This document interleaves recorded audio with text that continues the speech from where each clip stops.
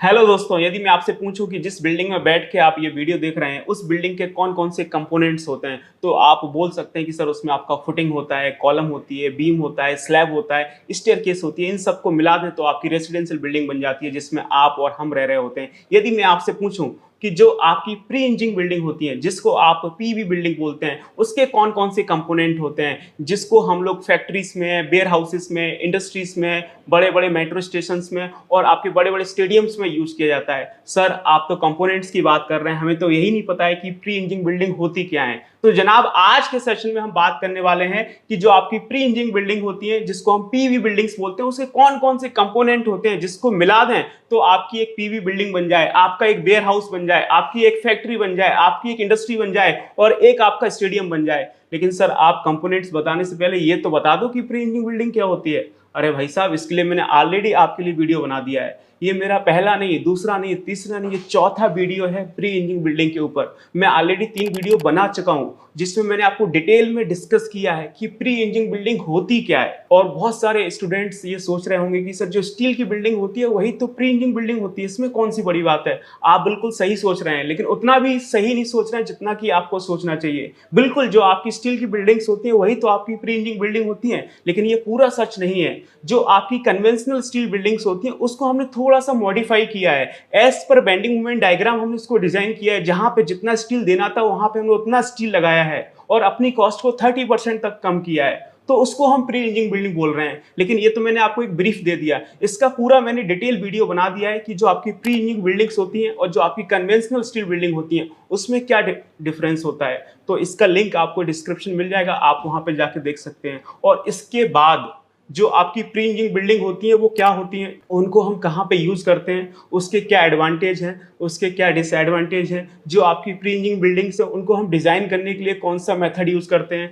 कौन से IS code use होते हैं, कौन से सॉफ्टवेयर यूज होते हैं, इसका भी मैंने पूरा एक डिटेल वीडियो बना दिया है। वो भी आपको डिस्क्रिप्शन में लिंक मिल जाएगा, आप वहां पे जाके देख सकते हैं। और इसके बाद थोड़ा सा और आगे चलते हैं कि जो आपकी प्री इंजीनियरिंग बिल्डिंग होती है वो कितने टाइप की होती है जिससे हम एक लार्ज स्पान कवर कर सकते हैं। तो जितने भी टाइप्स की प्री इंजीनियरिंग बिल्डिंग्स होती है उसके लिए भी मैंने एक प्रॉपर डेडिकेटेड सेशन बनाया है, वो भी आपको डिस्क्रिप्शन में लिंक मिल जाएगा, तो आप वहां पे जाके देख सकते हैं। तो ये मेरा कोई पहला नहीं, दूसरा नहीं, तीसरा नहीं, ये चौथा वीडियो है जिसमें हम प्री इंजीनियरिंग बिल्डिंग के कंपोनेंट्स की बात करेंगे। तो इसके पहले अगर आप ये 3 वीडियो देख लें तो आपकी बात बन रही होगी। तो जनाब आज के सेशन में हम बात करने वाले हैं सिर्फ और सिर्फ प्री इंजीनियरिंग बिल्डिंग के कंपोनेंट्स के बारे में, जिनको मिला दिया जाए तो आपकी पूरी की पूरी बिल्डिंग बन जाएगी। और आप यकीन मानिए कि आने वाले कुछ चंद मिनटों में मैं आपको पूरा विजुलाइज करा दूंगा कि जो आपकी प्री इंजीनियरिंग बिल्डिंग होती है वो कैसे बनती है, उसमें कौन कौन से कंपोनेंट होते हैं। तो जनाब मैं हूं Sandeep Singh, professional estimation and building engineer, और आप सभी इंजीनियर्स के लिए कॉर्पोरेट ट्रेनर। मैं आप सभी का रीइंफोर्स के डिजिटल प्लेटफॉर्म पे एक बार फिर से स्वागत करता हूं और आप बने रहिए हमारे साथ। हम करते हैं अपने सेशन को स्टार्ट। अगर हम प्री इंजीनियरिंग बिल्डिंग के कंपोनेंट्स की बात करें तो हमने इसको 4 पार्ट में डिवाइड किया हुआ है, जो कि आप यहाँ पे देख सकते हैं, components of pre engineering building. तो सबसे पहला जो पार्ट है वो है हमारा आपका मेन फ्रेम, जिसमें हमारे प्राइमरी कंपोनेंट सारे होते हैं। और दूसरा पार्ट है हमारा सेकेंडरी कंपोनेंट, तीसरा पार्ट है हमारा सीथिंग, और चौथा है आपका अदर एसेसरीज। तो इन 4 पार्ट में हम लोग आपके प्री इंजीनियरिंग बिल्डिंग के सभी कंपोनेंट्स को बहुत डिटेल में, बिल्कुल प्रैक्टिकल विजुलाइजेशन के साथ डिस्कस कर रहे होंगे। तो सबसे पहले हम बात करते हैं अपने मेन फ्रेम की, कि मेन फ्रेम में आपको क्या क्या चीजें देखने को मिलती हैं।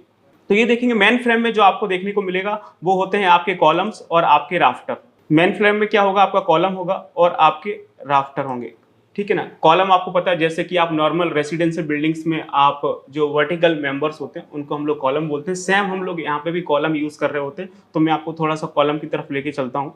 ये देखेंगे, ये हमारे इस तरह से कॉलम्स होते हैं, और ये जो भी कॉलम्स हैं ये सारे आपके प्री फैब्रिकेटेड आपके आई सेक्शन और बिल्टअप सेक्शन होते हैं हॉट रोल स्टील के। तो आप यहाँ पे देख सकते हैं, जो कि हम लोग एज पर डिजाइन, जो भी आपकी इंडस्ट्री बन रही है, फैक्ट्री बन रही है, मेट्रो स्टेशन बन रहे हैं या फिर आपके स्टेडियम बन रहे हैं, तो उसके अकॉर्डिंग हम लोग इसको फैक्ट्री में फैब्रिकेट करते हैं। तो ये हमारा जो आप वर्टिकल मेंबर देख रहे हैं इसको हम लोग क्या बोल रहे हैं, आपका कॉलम बोल रहे हैं। तो अब ये कॉलम तो है, लेकिन इस कॉलम को हम कैसे फिक्स करेंगे, तो इसके लिए हमें चाहिए आपकी फुटिंग्स। तो ये देखेंगे, ये हमारी इस तरह से फुटिंग बनती है, जो कि आपने नॉर्मल रेसिडेंशियल बिल्डिंग्स में भी देखा होगा कि हम लोग इसका ये प्रॉपर फाउंडेशन बनाते हैं। और फाउंडेशन के ऊपर आप देखेंगे हमने एक छोटा सा ये मिनी कॉलम बना रखा है जिसको आप पेडिस्टल बोलते हैं, और इसके ऊपर हमने ये आपके एंकर बोल्ट्स लगा रखे हैं। और उसके ऊपर हमारी ये बेस प्लेट आ जाएगी, जो कि आप यहाँ पे देख सकते हैं कि एंकर बोल्ट में हमने ये बेस प्लेट लगा रखी है। और इसके ऊपर हमारा जो कॉलम का जो आपका आई सेक्शन होता है उसको फिक्स कर दिया जाता है, जो कि आप इस तरह से देख सकते हैं। ये हमारा एंकर बोल्ट होता है। बहुत सारे इंजीनियर्स को तो इसमें भी कंफ्यूजन हो जाता है कि सर ये आपका नट है कि बोल्ट है कि इसमें थ्रेड क्या होता है। तो ये देखिए, ये पूरा हमारा क्या है, एल टाइप बोल्ट होता है इस तरह से। ये हमारा पूरा एल टाइप बोल्ट होता है, इसको हम लोग बोलते हैं एंकर बोल्ट। और इसमें जो ऊपर वाले पोर्शन में आपके थ्रेड बने होते हैं, जो आपका ये ऊपर वाला पोर्शन है इसमें आपके थ्रेड बने होते हैं, और इसमें आपके नट के थ्रू हम लोग जो आपके आई सेक्शंस होते हैं कॉलम के उसको फिक्स कर दिया जाता है। जो आप ये देख रहे हैं ये हमारा क्या होता है, नट होता है। और बाकी ऊपर हमारे थ्रेड होते हैं जिसमें हम लोग नट लगाते हैं। आप सभी को पता है, इसमें कोई बड़ा इशू नहीं है। तो ये देखेंगे, फिक्स करने के बाद चीज़ें आपको कुछ इस तरह से दिख रही होंगी। नीचे हमारा फाउंडेशन होता है, उसमें हमने एंकर बोर्ड लगा रखे हैं जिसमें हमारा ये आई सेक्शन है फिक्स हो जाएगा। फिर हम लोग उसको नट के थ्रू टाइट कर देंगे और नीचे हमारी ये आपकी कंक्रीट की हम लोग यहाँ पे ग्राउटिंग कर देते हैं। तो इस तरह से जो हमारा मेन पोर्शन है, मेन कंपोनेंट का कॉलम, उसको फिक्स कर दिया जाता है। और उसके बाद फिर हमारे आते हैं आपके राफ्टर। ये होता है हमारा राफ्टर। जिस तरह से नॉर्मल बिल्डिंग्स में आपकी बीम होती है उसी तरह से हमारे पास क्या होता है, राफ्टर होता है। तो आपका जो राफ्टर है वो आपका एक हॉरिजॉन्टल मेंबर है जो कि आपके स्ट्रक्चर को सपोर्ट कर रहा होता है, और जिसके थ्रू आपका जो लोड है वो आपका कॉलम के ऊपर ट्रांसफर होता है। तो इस तरह से आपको राफ्टर दिख रहा होता है, जो कि एज पर डिज़ाइन हम लोग किसी फैक्ट्री में इसको फैब्रिकेट करते हैं। और ये अलग अलग शेप में आपको देखने को मिल सकता है, क्योंकि प्री इंजीनियरिंग बिल्डिंग्स हैं तो इसमें शेप में डिफरेंस होता है। हम लोग उसको एज पर बेंडिंग मोमेंट डायग्राम ही डिज़ाइन कर रहे होते हैं। तो जो आपका ये हॉरिजॉन्टल मेंबर है इसको हम लोग क्या बोल रहे हैं, राफ्टर बोल रहे हैं। तो ये हमारा क्या होता है, राफ्टर होता है। कुछ नहीं है, बस बीम है, हमने इसका नाम चेंज कर दिया है यहाँ पे, और कुछ नहीं है। उसके बाद देखेंगे आप, हमारे सेकेंडरी कंपोनेंट स्टार्ट हो जाते हैं। तो सेकेंडरी कंपोनेंट्स में आपको बहुत सारी चीज़ें दिख रही होंगी। मेन कंपोनेंट्स में तो सिर्फ आपको दो चीज़ें ही दिखती हैं, आपका राफ्टर और आपका कॉलम। लेकिन जब हम सेकेंडरी कंपोनेंट्स की बात करते हैं तो उसमें आपको बहुत सारी चीज़ें आपको देखने को मिल जाएंगी, जिसमें आपकी पर्लिन्स होती हैं, आपका सैगरॉड होता है, आपकी ब्रेसिंग्स होती हैं, क्लीट्स होती हैं, और आपके ईव गटर आ रहे होते हैं। तो सबसे पहले हम पर्लिन की बात करेंगे कि पर्लिन होता क्या है। तो पहले तो आप देख लीजिए, उसको फील कर लीजिए कि पर्लिन होता क्या है। तो पर्लिन आपकी दो तरह की होती हैं, एक आपका सी पर्लिन होता है और एक आपका जेड पर्लिन होता है। तो अभी आप स्क्रीन पर देख सकते हैं, आपको सी पर्लिन भी दिखाई दे रहा होगा और इस तरह से आपको ये जेड पर्लिन भी दिखाई दे रहा होगा, जो कि एक बहुत इंपॉर्टेंट रोल प्ले करता है। पर्लिन के थ्रू ही आपका जो ऊपर से सीथिंग का जो वेट आ रहा है वो हमारा राफ्टर में ट्रांसफर होता है, फिर राफ्टर का वेट आपका नीचे कॉलम में ट्रांसफर हो जाता है। तो ये हमारी पर्लिन है। इसमें देखेंगे जो आपकी सी पर्लिन्स होती हैं, ठीक है, और आपकी जेड पर्लिन होती हैं। तो आप देख सकते हैं यहाँ पे हमने दोनों तरह की पर्लिन लगा रखी है। इसके यूज को मैं अभी आपको बताता हूँ कहाँ पे हम लोग करते हैं। ये हमारी क्या है, सी पर्लिन है, ये भी आपकी सी पर्लिन है, और यहाँ पे देखेंगे आपको ये जेड पर्लिन आपको दिखा रही होगी। और जो सी पर्लिन है उसको हमने राफ्टर के साथ यहाँ पे कनेक्ट किया हुआ है। इसी तरह से आप ये देखेंगे, ये हमारी जेड पर्लिन होती है।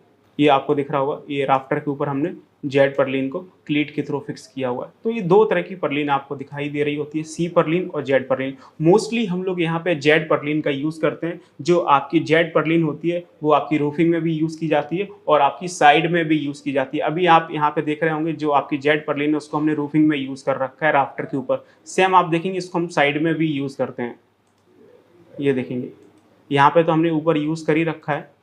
ये देखेंगे राफ्टर के ऊपर हमने ये जेड पर्लिन लगा रखी है, और ये जो आपकी साइड होती है उस साइड में भी हमने देखेंगे ये कॉलम में हमने यहाँ पे ये जेड पर्लिन लगा रखी है। तो मोस्टली आपकी जेड पर्लिन है उसको रूफिंग और हम लोग साइड में भी यूज़ कर रहे होते हैं। और इसके बाद जो सी पर्लिन होती है उसको हम लोग जो आपकी ओपनिंग्स होती हैं, आपके डोर हैं, विंडो है, वेंटिलेशन है, तो वहाँ पे हम लोग सी पर्लिन का यूज़ कर रहे होते हैं। और ये आपके कोल्ड फॉर्म सेक्शंस होते हैं। अगर हम इसकी थिकनेस की बात करें तो जो आपकी पर्लिन होती है वो आपका 1.5 से 3 mm की थिकनेस होती है, और इसकी जो लेंथ है वो आपकी 12 मीटर की लेंथ में अवेलेबल होती है। और इससे ज़्यादा लेंथ चाहिए तो हम इसे क्लीट के थ्रू हम इसको कनेक्ट कर लेते हैं।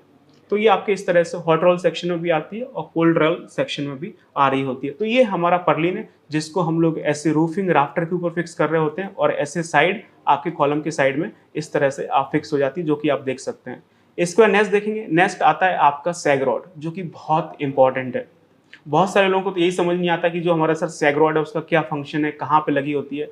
तो ये हमारा सैग रॉड है जो कि आपकी पर्लिन को अपनी पोजीशन में स्टेबल रखने में बहुत हेल्प करती है, और जितने भी आपके लैटरल लोड्स आ रहे होते हैं उसको वो रजिस्ट करती है। आपकी पर्लिन राफ्टर के ऊपर एक प्रॉपर पोजीशन में रहे, लोड के केस में वो इधर उधर ना भागे, तो इसके लिए सैगरॉड बहुत इंपॉर्टेंट रोल प्ले करता है और पर्लिन को अपनी पोजीशन में होल्ड करके रखता है और जितने भी लेटरल लोड आ रहे हैं सभी को वो रजिस्ट कर रहा होता है। तो ये हमारा सैगरॉड है जो कि आप यहाँ पे देख सकते हैं। सैगरॉड आपका रूफिंग में भी हम लोग लगाते हैं, रूफ में जो आपकी पर्लिन आती है उसमें भी हम फिक्स कर रहे होते हैं एक स्टैगर्ड वे में। और जो आपका नीचे आप देखेंगे कॉलम के साइड में जो आपकी साइड वॉल होती है वहाँ पे जो पर्लिन आती है तो वहाँ पे भी हम लोग सैगरॉड यूज़ कर रहे होते हैं। तो आप यहाँ पे देख सकते हैं कि किस तरह से हमारी ये आपको दे रखी है, ये सारी हमारी क्या है सैगरॉड है, इसको हमने इस तरह से यूज़ कर रखा है। तो दो पर्लिन के बीच में हम लोग एक सैगरॉड यहाँ पे लगा रहे होते हैं और देखेंगे तो आपको और अच्छे से क्लियर हो जाएगा। ये देखेंगे हमने यहाँ पे कितनी सारी सैगरॉड लगा रखी है, ये देखेंगे। तो ये सैगरॉड है, थोड़ा सा स्टैगर्ड लगाना होता है, आगे पीछे करके एक साथ नहीं लगा देनी होती है। देखेंगे यहाँ पे भी हमने ये सैगरॉड लगा रखी है लेटरल लोड को रजिस्ट करने के लिए। तो ये तो हमने आपको रूफिंग में दिखा दिया। इसी तरह से आप साइड वॉल में भी देख सकते हैं, ये देखेंगे यहाँ पे भी हमने ये आपका ये देखेंगे ये हमने यहाँ पे सैगरॉड लगा रखी है, ये सारी आपकी सैगरॉड है। तो इस तरह से आपका सैगरॉड का फंक्शन होता है। आगे चलते हैं, नेक्स्ट हम बात करते हैं ब्रेसिंग की, जो कि बहुत इंपॉर्टेंट पार्ट है ब्रेसिंग। इसका तो आप लोगों ने नाम भी सुना होगा, ये देखेंगे इस तरह से ये हमारा ब्रेसिंग लगा हुआ है। तो ये आपका रॉड ब्रेसिंग होता है और इसका फंक्शन क्या होता है, कॉलम को अपनी पोजीशन में रखना है। जब हैवी लोड आता है तो कॉलम भी आपका फैल रहा होता है, तो जो आपके कॉलम्स हैं उस कॉलम को अपनी पोजीशन में रखने के लिए हम लोग यहाँ पे ब्रेसिंग का यूज़ करते हैं। और जो आपकी ब्रेसिंग है, एक बिल्डिंग में एक आपका स्वे मूवमेंट डेवलप हो रहा होता है, उसको रजिस्ट करने के लिए भी हम लोग आपका जो ब्रेसिंग है उसका यूज कर रहे होते हैं। तो आप यहाँ पे देखेंगे किस तरह से जो आपके कॉलम्स हैं उसको हमने होल्ड करने के लिए यहाँ पे ब्रेसिंग का यूज़ किया हुआ है। और ऊपर भी हम लोग इसका, ये तो साइड में इसका यूज़ कर रखा है, कहीं कहीं पे हम इसका रूफिंग में भी यूज़ कर रहे होते हैं, जो आपके राफ्टर्स वगैरह उसकी पोजीशन को होल्ड करने के लिए। तो काफ़ी जगह आपको वहाँ पे भी दिख जाएगा। नेक्स्ट हम बात करते हैं क्लीट की, जो कि बहुत इंपॉर्टेंट चीज़ है क्लीट। तो आप देखेंगे कुछ आपको इस तरह से क्लीट दिखाई देता है, सिंगल क्लीट्स भी आते हैं, डबल क्लीट्स भी आते हैं। तो क्लीट का हम लोग कहाँ पे यूज़ करते हैं, जो आपके दो मेंबर हैं उसको आपस में कनेक्ट करने के लिए हम लोग क्लीट का यूज़ कर रहे होते हैं। जैसे आप यहाँ पे देखेंगे हमने पर्लिन को कनेक्ट किया हुआ है, जो आपके राफ्टर हैं और जो आपकी पर्लिन है उसको कनेक्ट करने के लिए हम यहाँ पे क्लीट का यूज़ कर रहे हैं। ये देखेंगे ये हमारी क्लीट है। या फिर दो मेंबर हैं, आप देखेंगे ये हमारी इस साइड पर्लिन जा रही है, ये पर्लिन इस साइड जा रही है। तो पर्लिन की भी एक स्टैंडर्ड लेंथ होती है 12 मीटर और उससे ज़्यादा, और आपको पता है स्टील के स्ट्रक्चर्स तो बहुत बड़े बड़े होते हैं, 50-50, 100-100 मीटर के होते हैं। तो दो पर्लिन को आपस में भी कनेक्ट करने के लिए हम लोग यहाँ पे क्लीट का यूज़ कर रहे होते हैं। तो एक मेंबर को दूसरे मेंबर से हमें कनेक्ट करना है तो उस समय हमारी क्लीट काम आ रही होती है। तो आप देख सकते हैं कि किस तरह से यहाँ पे ये सिंगल क्लीट लगी हुई है, यहाँ पे भी हमने सिंगल क्लीट का यूज़ किया हुआ है और यहाँ पे दो पर्लिन थी तो इसके लिए हमने यहाँ पे डबल क्लीट का यूज़ कर लिया है। तो मेंबर को आपस में कनेक्ट करने के लिए हम लोग क्लीट का यूज़ कर रहे हैं। आगे चलते हैं, नेक्स्ट हम बात करेंगे क्लीट्स के बाद ईव्स गटर के बारे में। अब ईव्स गटर क्या होता है, इसका जो मेन फंक्शन है वो है आपका ड्रेनेज के लिए। रेनी सीजन में जो आपका वाटर आएगा, ऐसा तो नहीं है कि पानी नहीं आएगा, रेनी सीजन में जो आपका जो हमारी सीथिंग है उसके ऊपर जो पानी आएगा उस पानी को हमें प्रॉपर तरह से ड्रेन आउट करना है। नहीं तो पता है ये पूरा स्टील का स्ट्रक्चर है, इसमें आपका जंग लग जाएगा, आपकी रस्टिंग हो जाएगी और आपका जो स्ट्रक्चर है उसकी जो लाइफ स्पान है वो कम हो रही होगी। तो प्रॉपर ड्रेनेज का होना बहुत ज़रूरी है। तो जितना भी पानी आपका रूफ सीथिंग के ऊपर आएगा उस सारे पानी को हम लोग इस ईव्स गटर में लेके आ रहे होते हैं, जो कि साइड में लगे होते हैं। स्लोप के थ्रू इसमें ईजिली सारा पानी आ जाता है और उसके बाद देखेंगे इस ईव्स गटर के थ्रू सारा पानी हम लोग नीचे ला देते हैं, जो आपके ड्रेनेज स्पाउट होते हैं उसके थ्रू। ये देखेंगे कि जो आपकी रूफ सीथिंग होती है उससे सारा पानी इस ईव्स गटर में आता है। उसके बाद हम लोग इस तरह से ड्रेनेज स्पाउट लगा देते हैं और सारा पानी आपका नीचे उतार दिया जाता है। तो इस तरह से जो आपका पूरा का ड्रेनेज सिस्टम है एक प्री इंजीनियरिंग बिल्डिंग्स में, उसको हम लोग मेंटेन कर रहे होते हैं, जो कि बहुत ज़रूरी है। आगे चलते हैं, नेक्स्ट हम बात करेंगे सीथिंग के बारे में। सीथिंग बहुत इंपॉर्टेंट है, जिसमें आपका रूफ सीथिंग आ रहा होता है और आपका वॉल सीथिंग आ रहा होता है। ठीक है, इसको आप पैनल भी बोल सकते हैं, रूफ पैनल है, बॉल पैनल है, या फिर आप इसको क्लैडिंग भी बोल सकते हो, क्योंकि बॉल में यूज़ हो रही है तो हम इसको बॉल क्लैडिंग भी बोल सकते हैं। ठीक है ना, रूफ सीथिंग और बॉल क्लैडिंग। तो ये देखेंगे ये हमारा रूफ सीथिंग है, जो कि बहुत इंपॉर्टेंट है, हम लोग क्लाइमेट कंडीशन से बचाने के लिए यूज़ कर रहे होते हैं। अगर आप सीथिंग यूज़ नहीं करेंगे तो कितना भी स्ट्रक्चर बना लीजिए उसमें आप कुछ नहीं कर सकते, सारा पानी उसके अंदर आ जाएगा। ठीक है ना, तो जो भी आपकी एनवायरमेंटल कंडीशंस हो रही हैं, जो भी आपकी क्लाइमेट कंडीशंस हैं, उससे बचने के लिए हमें रूफ सीथिंग यूज़ करना है, नहीं तो हवा, पानी, धूप, बरसात सब अंदर आएगा।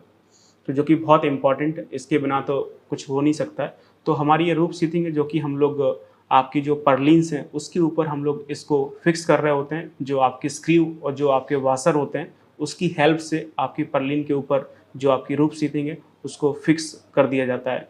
अगर हम रूफ सीथिंग की बात करें तो इसमें भी आपके अलग-अलग कलर्स आते हैं, अलग-अलग पैटर्न्स आते हैं और अलग-अलग मटेरियल की हम लोग रूफ सीथिंग बना रहे होते हैं। और इसमें मोस्टली अगर हम रूफ सीथिंग की ब्रेड्थ की बात करें तो जो स्टैंडर्ड है वो आपका 1 मीटर ब्रेड्थ का इसका पैनल आता है और इसकी जो लेंथ है वो आपकी अलग-अलग आ रही होती है, 8 फीट, 10 फीट, 12 फीट इस तरह से आ रहा होता है।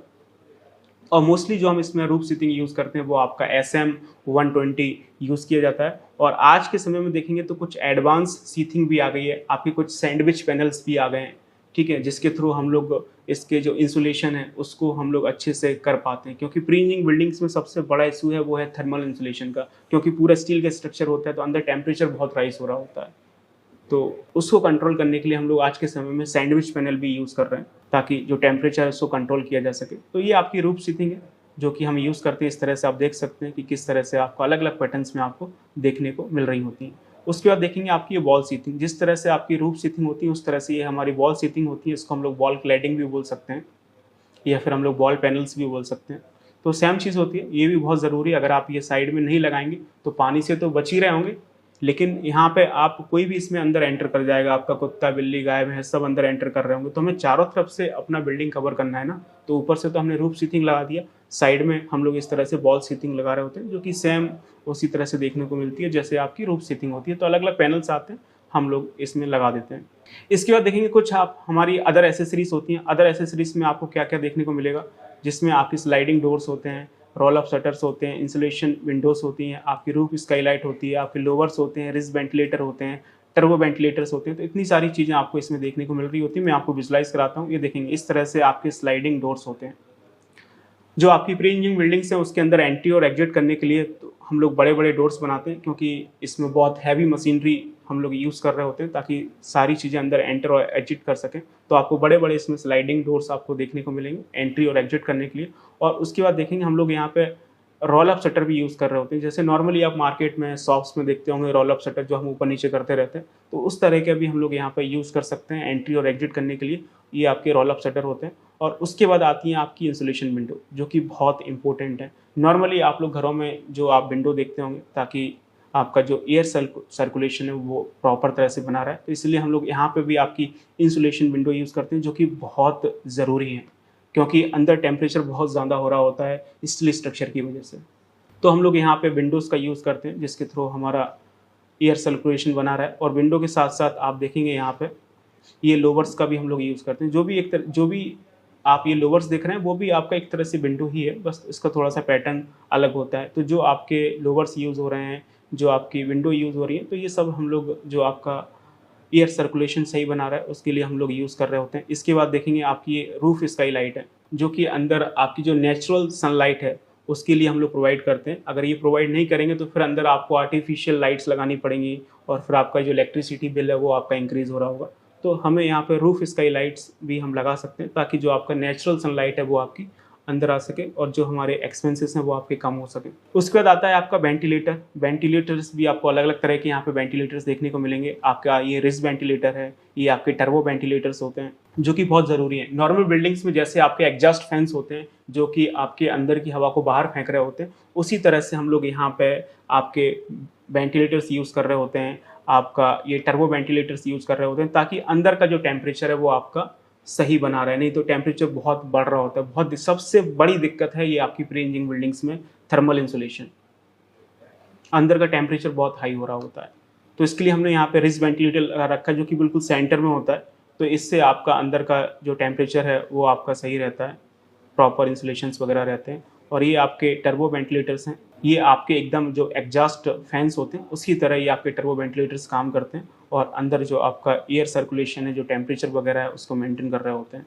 और उसके बाद देखेंगे ये पूरा आपका प्री इंजीनियरिंग बिल्डिंग से, इसमें आप सारी चीज़ें आप एक साथ देख सकते हैं, तो आपको काफ़ी चीज़ें और अच्छे से क्लियर हो जाएंगी। अब आप यहाँ पे देखेंगे हमने साइड में ये आपको ईव स्ट्रट दिख रहा होगा, जो कि मैंने आपको वहाँ पे नहीं बताया था। ये साइड में हम लोग ईव स्ट्रट लगाते हैं, जो कि आपका कॉर्नर होता है, वहाँ पे सपोर्ट करने के लिए हमें ये ईव स्ट्रट लगाना होता है। और ये आपके एंड वॉल कॉलम्स होते हैं, जैसे कि साइड में कॉलम्स होते हैं, और ये आपकी एंड वॉल गर्ट होती हैं। और उसके बाद देखेंगे यहाँ पे आपको ये वर्टिकल फैशिया दिख रहा होगा, ये देखेंगे ये हमने यहाँ पे एक वर्टिकल फैशिया लगा रखा है। थोड़ा-सा आपका सही लुक आए, देखने में चीज़ें सही लगें, तो हम लोग यहाँ पे एक वर्टिकल फैसिया लगा देते हैं। बाकी की चीज़ें तो आपकी ऑलमोस्ट सेम है। तो इस तरह से मैंने आपको समझाने की कोशिश की कि जो आपकी प्री इंजीनियरिंग बिल्डिंग्स होती हैं, उसके कौन-कौन से कंपोनेंट्स होते हैं। और अगर आप इसके बारे में और भी जानना चाहते हैं कि जो आपकी प्री इंजीनियरिंग बिल्डिंग्स होती हैं, उसकी कंस्ट्रक्शन करने का क्या प्रोसेस होता है, उस दरमियान हमें कौन-कौन सी चीज़ों का ध्यान रखना चाहिए और इसका एस्टिमेशन कॉस्टिंग कैसे करते हैं, तो आप मुझे कमेंट सेक्शन में बता सकते हैं। हम इस पे आपके लिए वीडियो बना रहे होंगे। बाकी अगर आपको ये वीडियो अच्छा लगा हो, तो प्लीज़ आप इसे लाइक करिए, अपने फ्रेंड्स के साथ शेयर करिए, और आपने अभी तक हमारे यूट्यूब चैनल सब्सक्राइब नहीं किया है, तो प्लीज़ इसे सब्सक्राइब कर लीजिए और बेल आइकन को प्रेस कर लीजिए। Thank you.